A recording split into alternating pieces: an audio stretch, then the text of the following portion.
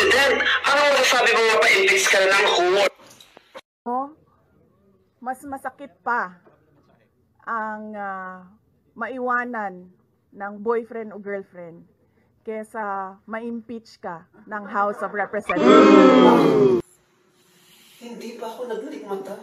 Si Lulong ba yun yung sa James 7? Legit ba yun? Si Lulong talaga yun? Si Lulong ba yun? Mag-A ka muna. Lulong, ikaw ba talaga yun? Ikaw ba talaga yun, Lulong? Lulong ka ng lulong. Sa GMA lang yun. Pang TV lang yun. Ako si Tambalulong, ang tunay na buhaya. Legit ba? Bakit ka andito? Kailangan eh.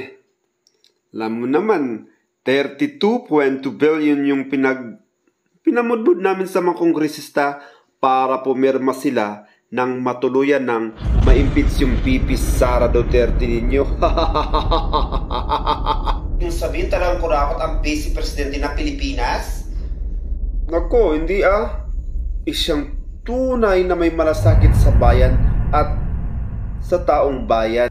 Sa totoo lang, kami yung naglilimas ng kaba ng bayan gaya ng PhilHealth, Pag-ibig. Talaga ba? Totoo ba talaga yon, ha? Nako, hindi Ang totoo niyan, isa siyang tunay na may malasakit sa bayan at sa taong bayan. Ang totoo niyan kasi, kami yung naglilimas ng kaba ng bayan. Gaya ng PhilHealth, Pag-ibig. Di mo na balitaan, bankrupt na ang PhilHealth. Isusunod na namin yan yung SSS at kung ano pang yaman ng bansa na pwede namang nakawan. Buhaya nga kami, di ba? Ang sama niyo naman. Paano kung bumagsak yung Pilipinas?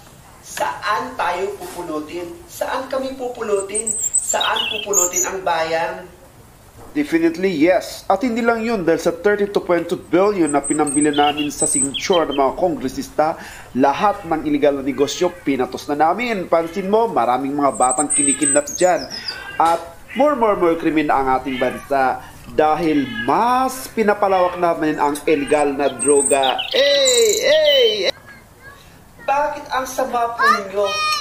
Public servant pa naman din kayo. Parang hindi kayo Pilipino. Nasaan ang puso nyo? Wala kayong awa sa mga Pilipino. Of course, problema na ng mga Pilipino yon. Ang mahalaga, secured na ang life namin sa mga mayayamang bansa tulad ng London, Australia, Canada. Choice na lang namin kung saan namin lulustay ng perang ninanakaw namin sa bayan habang kayo lugmok na lugmok sa kahirapan at umaasa na lang sa aming mga kakarampot na ayuda. Samantala, pinasila naman ni Congressman Chihuahua ang tahanan ni Inday Maharlika para makahingi ito ng panibagong petsa sumada ngayong February 10, 2025. Hindi, Marlica, may mga lucky numbers ba tayo dyan? Baka pag nanalo ako, may pangdagdag naman ako sa pangangampanya ko ngayong eleksyon. Alam mo naman, talagang mangmumudbud tayo ng pera sa mga taong bayan. Kulang pa ba? Kulang pa ba yung binayad sa na 150 million para sa perma mo? Charot lang. Siyempre, meron tayong mga panibagong lucky numbers for today, February 10 to 2025. It's February 10, 2025, and narito na ating mga lucky numbers nationwide. Our first lucky number for today, February 10, 2025, is number 2028. Nang ibig pong sabihin niyan ay mahiwagang magnanakaw. And for our second lucky numbers, we have number 38-3, nang ibig sabihin na maraming tao na ngayon ang gumagapang sa kahirapan dahil sa sunod-sunod na pagpapahirap sa ating bayan. And of course, ating strongest number, 20 minus 20 equals to 8, and 38 minus equals to 35. So our strongest number for today is number 835. Ang ating 8 ay pwede siyang maging 17. Ang ating 35 ay pwede siyang maging 26. So our strongest number for today's number, 835, 817, 826, 35, 26, 35, 17, or 1726. Kaya nga, sisilipin ko muna si Samara, bakit hanggang ngayon wala pa siya? Ah, totoo ba? Nakakausap na niya. Pati ang mga buhaya.